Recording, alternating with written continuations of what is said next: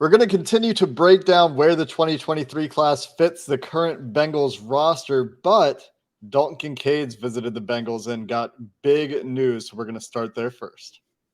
You are Locked On Bengals, your daily Cincinnati Bengals podcast, part of the Locked On Podcast Network, your team every day.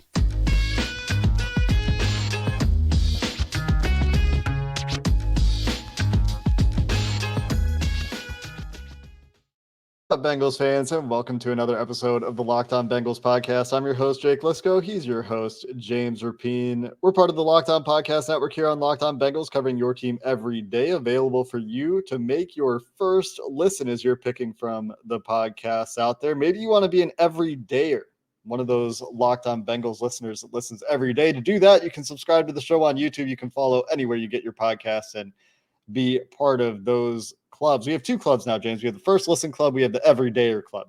So we're gonna work on growing those here on Locked On Bengals. As the Bengals are looking to grow their roster, they've officially, reportedly, met with Dalton Kincaid, who on the Cincinnati subreddit was apparently spotted at the airport, in addition to more substantial NFL reporters reporting on his top 30 visit with the Cincinnati Bengals the same day that he had his doctor issue a note to NFL teams, a letter to NFL teams saying he's medically cleared. He's been good to go for 3 months, no limitations, and is ready to play football. So big news for a top tight end prospect who, I'm going to be honest, James, I don't know that the Bengals will have the luxury to decide at 28 whether they're going to pick or not.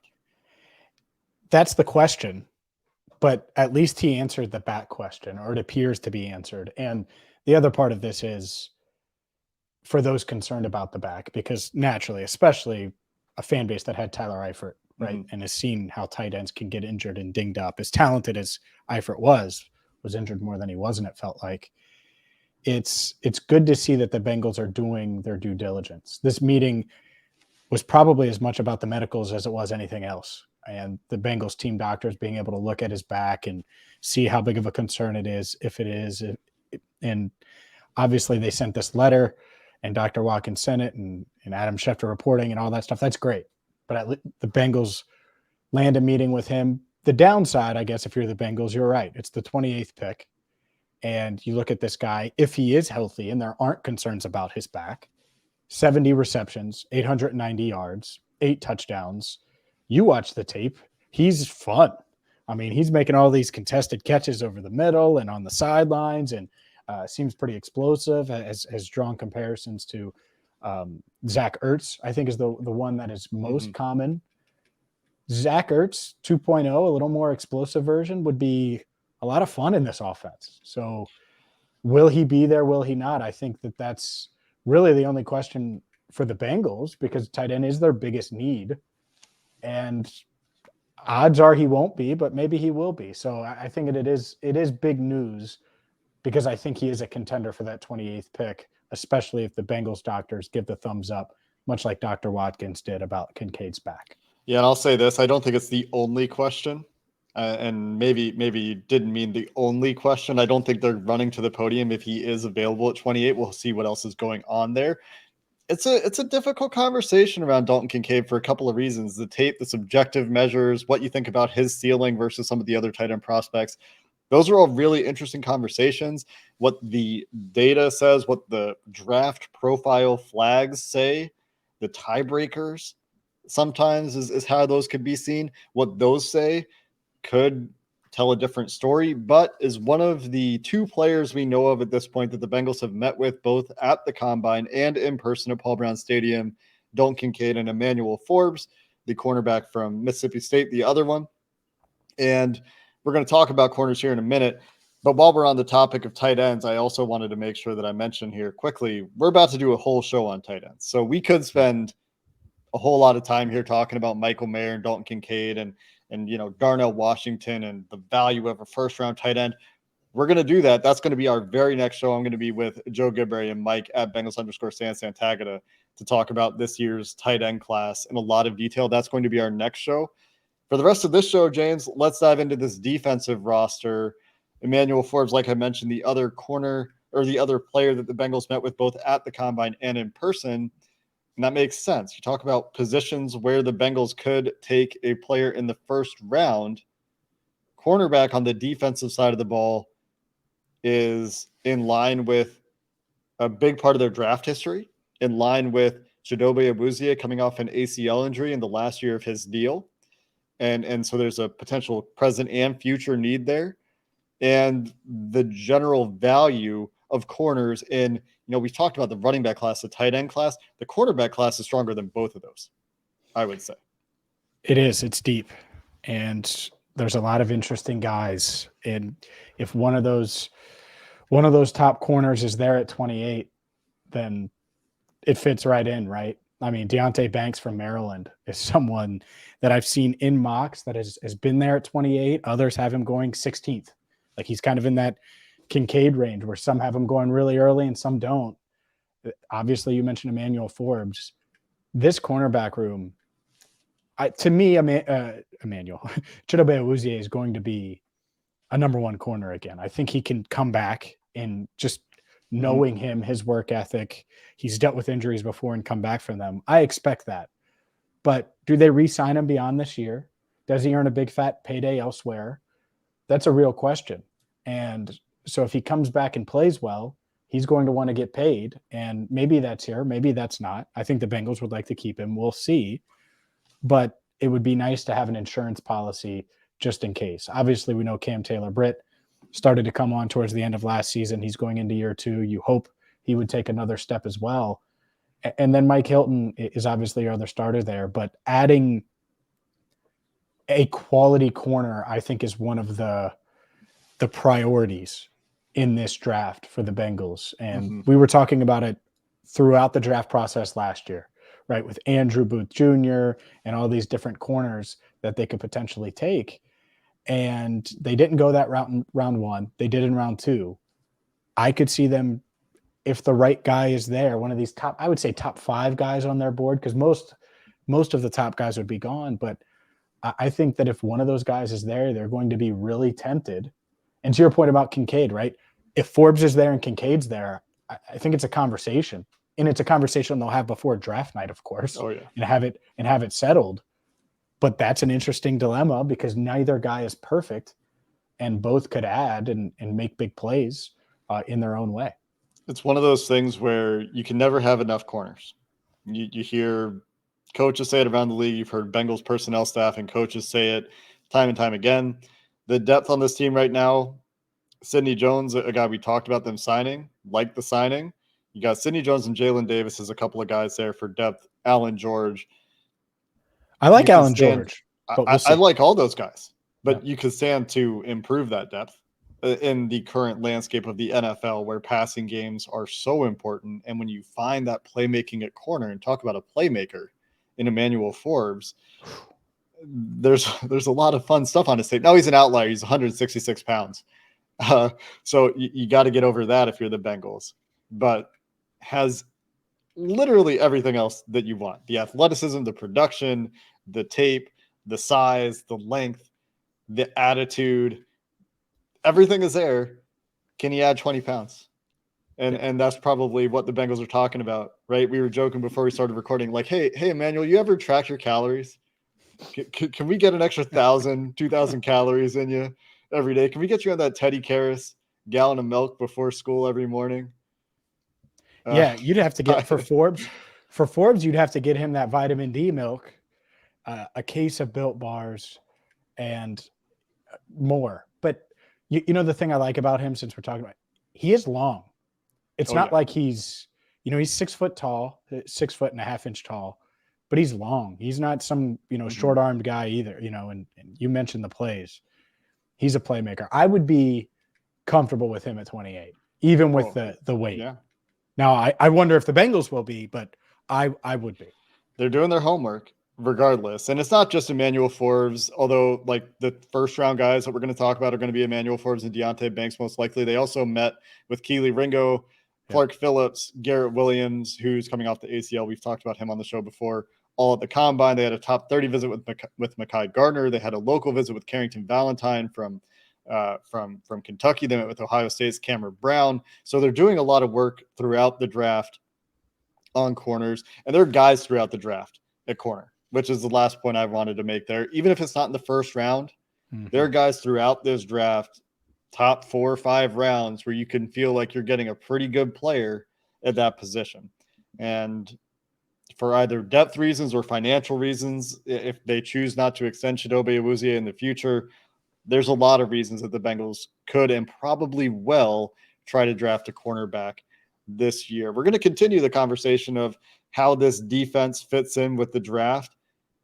We got a lot of other positions to get to here, James. We've only done corner. We're going to continue coming up next.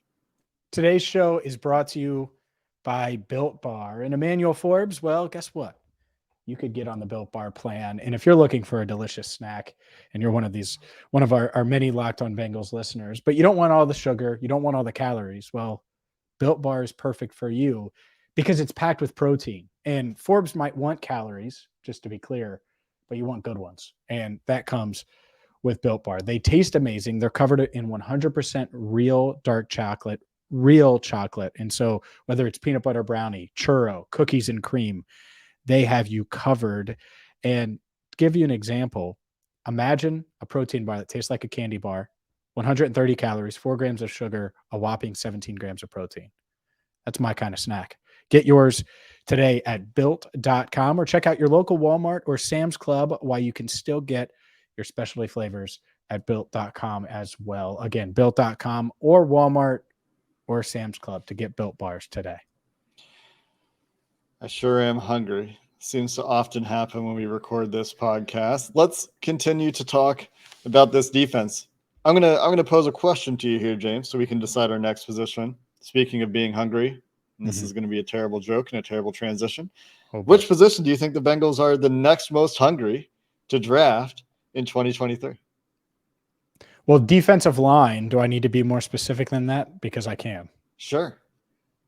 I would say that the interior of their defensive line, they would want to add to that if they could. Hungrier.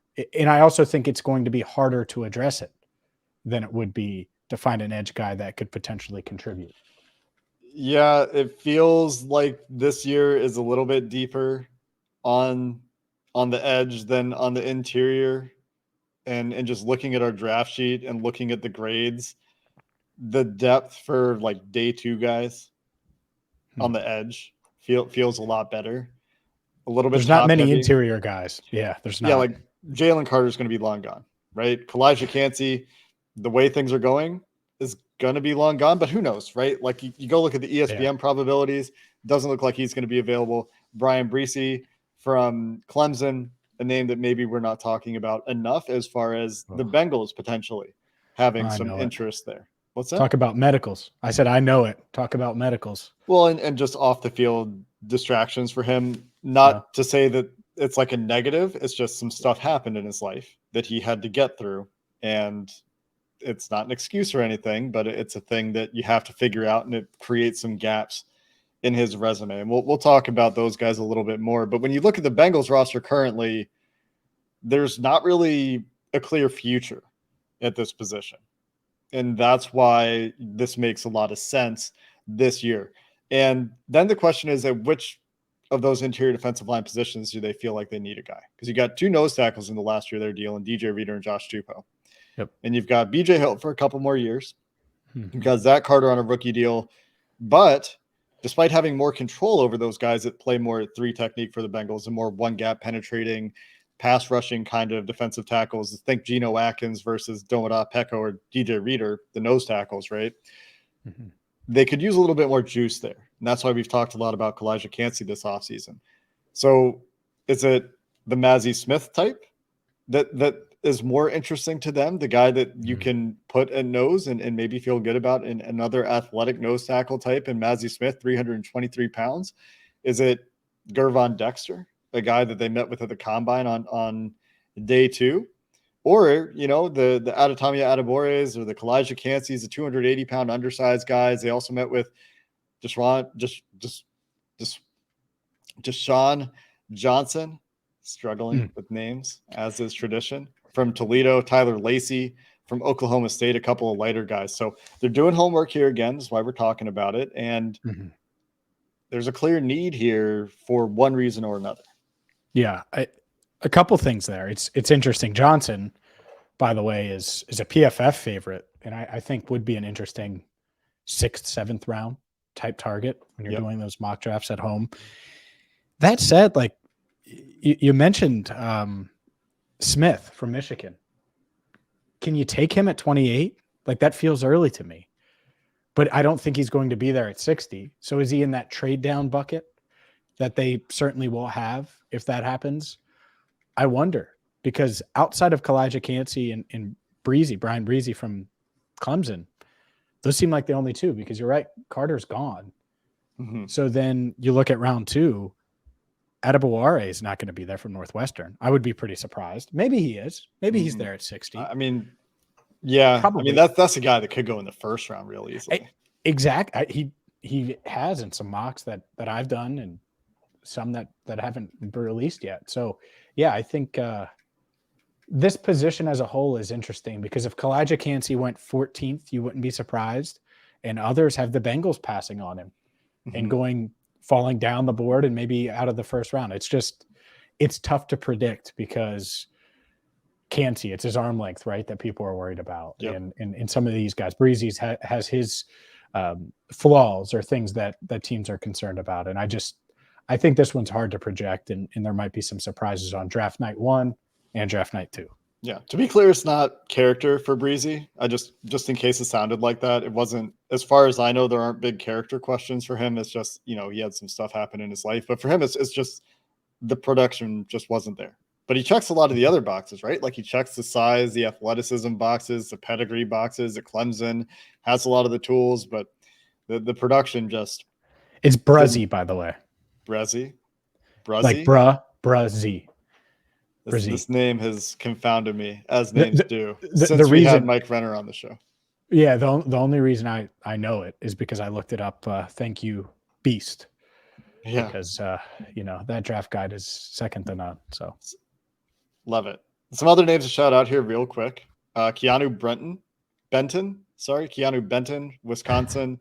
22 years old, shortly after the draft, is a guy that in the second round I would be pretty pleased with.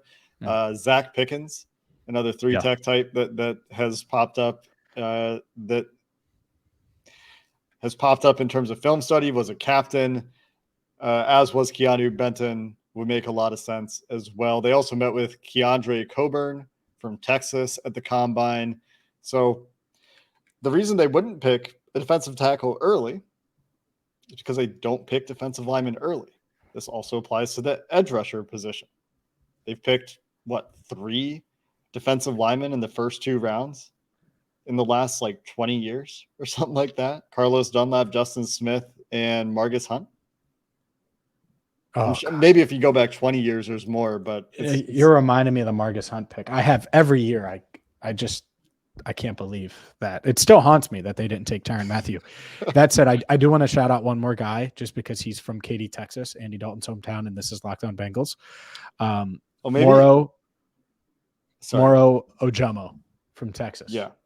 From Katy, Texas. So why not? Devin Still was second also. Round. And Margus Hunt, was he third? No, he's second round. Okay. Ugh. He's good at track, though, or field. He's really good at that. Yeah. We've got to talk about the edge position here a little bit. We got to talk about linebacker a little bit. We got to talk about safety a little bit. A lot of people are mocking safeties to the Bengals.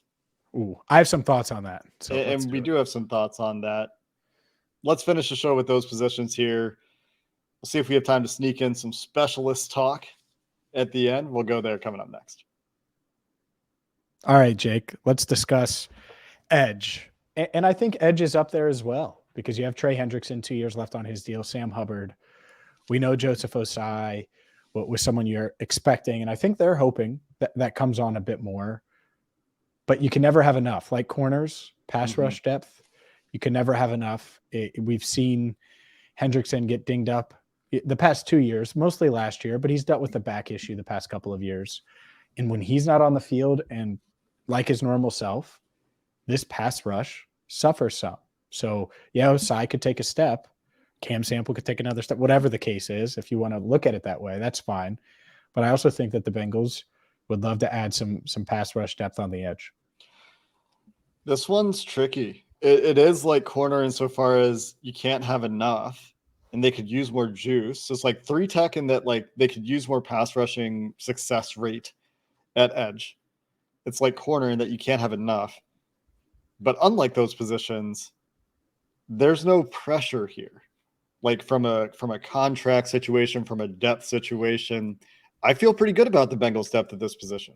And there's a lot of guys. Yeah. A lot of guys that are fine rotational players or good rotational players. Cam Sample, we talked about his late season development. Joseph Osai, sky's the limit, right? Athleticism, motor, it's there. They signed Terrell Basham. They've got him as a veteran depth piece. Jeff Gunter, coming off injury, is the sixth guy, but a guy that they feel good about. And that's your sixth guy. And so if you're drafting a guy here early, one of those guys, Basham Gunter, probably isn't making the team at that point, barring injury and those sorts of things. But on paper, if you're drafting a guy early, day one, day two, you're looking for him to come in and contribute right away, right? And be part of this rotation. So one of those guys we talked about in the front four are getting less snaps, which is fine if you have a better player, right? A player that's getting sacks is contributing to the team. But despite all these, you can't have enough and they could use more there. It gets a little bit hard to justify using the resource, a premium resource, because of the depth and contract situation at that position. That's the dilemma. And that's why I would be sort of surprised. Now, maybe someone falls and at 28, that's the spot they go. But to me, this is all right, is this the best player available when we're on the clock at 136 in round 4? Is this the best player available in round 5? One of these mid-rounders, obviously late, anything goes. Every position's on the table in round 7. And that's just how it is, right? Jeff Gunter, they looked at it. They were like, athletic kid, good kid, small school, productive. Let's take him and see if we can turn him into something. And we'll see if they do. And that was last year, obviously. But to me, I agree with you. I don't think that this is a huge priority. But if they look up, a huge priority early, to be clear. But if they look up and say, this is clearly the best player on our board, I don't think they'll necessarily shy away from it. But how many times does that scenario come up when they do these mocks? I'm sure it's not many. It's tough because it's a year where you can see a guy that does represent that value, or you can see a situation where the tight ends, the tackles, the defensive tackles, the corners are gone. Mm-hmm. So what are we doing at 28? And do we just pick Felix and Anaduke Uzama? Or, do we just pick Isaiah Foskey? Derek Hall is a name you're going to hear a lot about. Yep. Going into the draft as people will pay more attention to him. Nolan Smith, a guy we know they met with at the combine, although is very unlikely from what we know to be available to the Bengals at 28. And he's light. Would they? He would be an outlier for them, I think. Huge out, not a little. I mean, he's, 3 skyline 3 ways different than me weight wise. He's just really good at getting to the passer. 238. I mean, that's like 166 at corner. 238. That's it's light, man. It's like Akeem Davis Gaither. It's off-ball linebacker size. It's smaller back than in the Logan day. Wilson. It's like the 3-4 outside linebacker type instead of the inline defensive end type. And the Bengals do tend to go bigger at the position. They did their homework there. They're going to do their homework on these guys. They met with Isaiah Foskey at the combine as well as Tui Piloto. What do you got? Are you saying I don't weigh 240? Yes. Oh, okay. Just clear. just confirming that's you weigh 240? No, I do not. All right. 5'9", 240. He is a refrigerator. Yeah. Also worth noting, by the way, a top 30 visit with Miles Murphy, the Clemson defensive end. So they're looking at these guys, right? In case they are available, they want to make sure that they've done their due diligence at the position, but I think it is due diligence. Mm-hmm. And where we've heard virtually no activity are the last couple of positions we're going to talk about here. Linebacker, we know they've talked to Ivan Pace, Cincinnati kid. You know, they saw him locally. They saw him at the combine. From what I've seen in the tracking we do, I've seen 0 visits with safeties reported. I mean, they've obviously seen some of these guys at pro days at all-star games and that sort of thing. 0 safety visits reported. And despite that, because the Bengals lost their 2 starting safeties, a lot of people tend to mock safeties to the Bengals in the first 3 rounds. And I don't think either you or I really see it. Like, you could talk about, do they want to get some depth there? Brandon Wilson's still on the roster. But Nick Scott, Dax Hill, Tyson Anderson, those are going to be your first 3. They brought Michael Thomas back, the grandpa of the safety room, or whatever you want to call it. Wow. It's Uncle Mike. Uncle? My bad, Mike. I hope he's not listening. He's like 33. He's like younger than you, and you're calling him grandpa. I'm the grandpa of this podcast. You're the great grandpa of this podcast. That's how much right. older you are than me. Go ahead. That's right. It's like 3 years difference or whatever. They could draft a safety at some point late. They could draft a linebacker at some point late. Sure. Those are things that they do from time to time. If the value is overwhelming, you can see any position be drafted. Those are the caveats, right? But at linebacker, Jermaine Pratt, Logan Wilson, Joe Bacci, Akeem Davis-Gaither, Marcus Bailey, where are you at in a linebacker there? They like all those guys a lot. They all have roles. Could you talk about depth? Sure. We know who's starting for them at safety next year. Could they add depth? Sure. Is it a priority? It's hard for you to convince me that either of these positions are going to be a priority, especially with this safety class. Like, this isn't a year where you're jumping out of your boots to draft a safety. They prioritized safety last year. Yeah. They had negotiated with Jesse Bates for 2 off seasons, and they said, okay, fine. Dax Hill is clearly the best player on our board, which I'm 100% certain on. Let's take him. They believe in him. I know people like suddenly have buried him or think he was put in a rough spot. He had to play both cornerback spots and safety some, and was playing behind Jesse Bates and, you know, behind a veteran that you don't want to offend, that you want to keep him locked in. It's awkward, right? Imagine, in fact, a lot of our listeners have probably been in this position where you're in an office and you realize that cuts are happening and the young college kid comes in and you realize that might be the person that replaces you when you get laid off. Like, that's happened. And that's what was there. So that's an awkward position for Dax to be in. But I think they're really comfortable and they were really high on him. I actually went back and looked at some quotes because I knew this was coming up from last year, and they were so excited to add him to the room. And so I think that's, if someone's looking for a marquee safety addition, that's it. As far as linebacker, I think your marquee linebacker addition was Jermaine Pratt. No one really expected him to come back. I thought they were going to keep Von Bell and Pratt was going to sign elsewhere, maybe with Carolina. And instead, they kept him. So I don't really think that there's a need there either. So I agree with you. 7 picks. Could it happen? Sure. I don't think it's anywhere remotely close to a possibility the first 2 days of the draft. And it's more of a low-end day 3 potential position that they would target if the right guy's available. Yeah, they're not meeting with these players, at least reportedly. I'm sure they're doing their homework. I'm sure they've talked to these guys. You know, we're never saying that they're like neglecting a position, just to be clear, just because we don't talk about it a lot. But I guess the one thing I would say about safety is, like, I could see them going after another guy who's kind of in the Dax mold if they do pick a safety. If there's somebody that they feel is overwhelming value, who's kind of that corner / safety type, and the guys that stand out to me, that like Brian Branch in the second, you know, something insane, where like that, where you have like an incredible value available much later than expected. That's where like maybe you could see them going with a premium pick at safety, but it's pretty hard to imagine for the reasons we've talked about.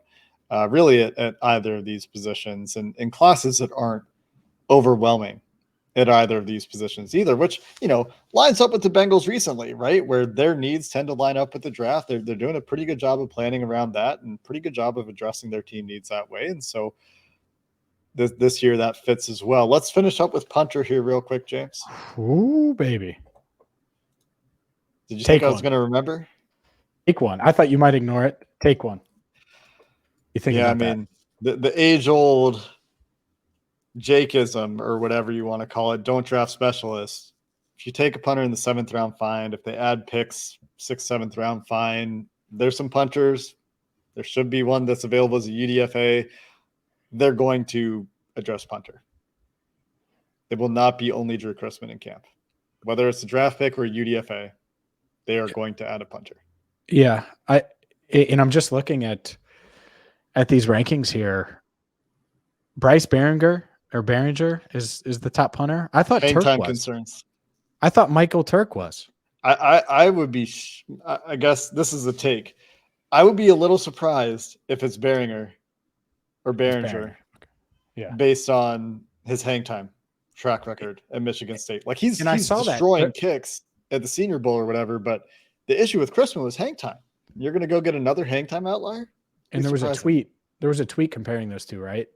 I believe that I saw, which clearly shows you about how I use Twitter. By the way, the rankings I'm looking at are Dane Brugler's. The Beast was the draft guide I was referring to. Right. But it's not like we've studied a ton of punters. I'm not going to pretend here. But Turk is 4th behind Behringer, Korsak, and Robbins. That's surprising to me. So if you could, hey, by the way, if you could get Turk as a priority free agent, let's roll, baby. Do people just like him because of his name? Is that? No, he kicks the ball really far, hard, and long.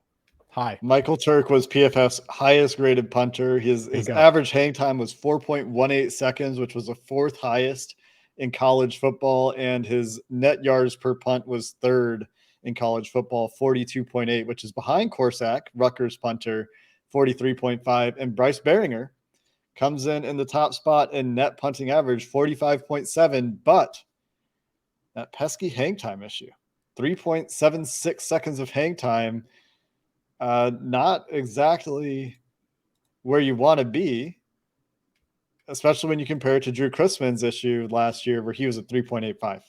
Mm-hmm. And this is lower. Now, that being said, the 5th lowest in the NFL last year is 4.14 seconds for average hang time, according to PFF. So it's not like Turk is blowing that away with 4.18. College punters just not hitting those NFL hang time numbers. And maybe that's the difference in the way it's coached in college. I don't know. I'm not a punting expert. Maybe one day if the Bengals add a punter here, especially in the draft, we'll go find a punting expert to bring on the show and talk about some of these things with him. Someone tweeted us, the Bengals should, and this was like a week ago, sign restricted free agent, Chiefs restricted free agent Tommy Townsend to a deal. Uh-huh. They wouldn't have to give up any picks, but they'd have to sign him, and obviously the Chiefs could match. Would you want to do that? I don't know. He's really good. Like he's probably the best punter in the NFL. How much is it going to cost you? Is that where you're spending your resources when you got to try to figure out T. Higgins and Joe Burrow and maybe Logan Wilson, and maybe you want to add another veteran, and they're going to try to float money? Michael Dixon is the number 1 paid punter in the NFL for the Seahawks. He signed a 4-year, $14 million contract. So you're talking, what, 3.5 a year? Roughly. It's 14.7 million to be fair. So a little more. Yeah. I mean, I don't know. Punters matter when they're a deficiency. I don't know if Tommy Townsend was winning the Chiefs the Super Bowl. Like, he's really good and he makes a difference, but he's not the most important factor there. Would the Bengals have won if Drew Chrisman and Tommy Townsend just switched places? Who knows? And I know that's not fair. Like, maybe the game goes to overtime. But I don't think that's a maybe. I think that it's just, does it even get to that point? Who knows? There's so many other, like, butterfly effect, right? But like, if you're just talking about that one play, the game doesn't go to overtime and then you have a chance or the game goes to overtime most likely, right? Yeah. You never know. You never want to say never with, the Bills game from a couple years ago, but Yeah, you're right. Never say never. I was just figuring I should at least toss that question out there. But I think they will add a punter. If I had to predict it today, I would say priority free agent. That It's much like funny. Cal Adamitis last year, Darren Simmons has the cachet to say, hey, man, come compete. This is a great landing spot, great organization, and you can land one of these top guys that don't get drafted. Objectively, it is a great landing spot, by the way. Also, by the way, Tommy Townsend in the conference championship game had his second lowest net average in the season last year. 37.8 yards was his net in that game, his second worst game of the year. And there's this other thing with punters that I truly don't know. I'm just pointing this out because I can see it right now. His numbers are very unstable from year to year. I don't know how consistent punters are from year to year. So if you're talking about Tommy Townsend because you went to PFF and you saw that he was our top graded punter last year, I don't know if that actually means anything for 2023. I don't know what the evidence says about the consistency of some of that stuff. So that's just something else I would point out when there is volatility in the data. Yeah, that's good point. We'll see. And that also backs up, by the way, 7 picks. I'm okay with not taking a punter. I'll say it. I'm okay. What a relief. That feels really good to hear, James.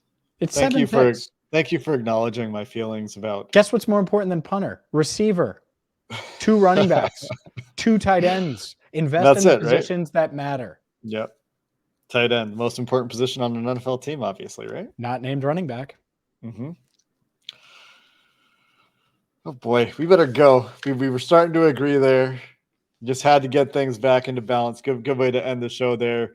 Like I said, we're back tomorrow with a deep dive into this tight end class. So make sure you come back and join that everydayer club if you're already part of that first listen club. Until then, Bengals fans, thanks for listening. Hoo day, and have a good one.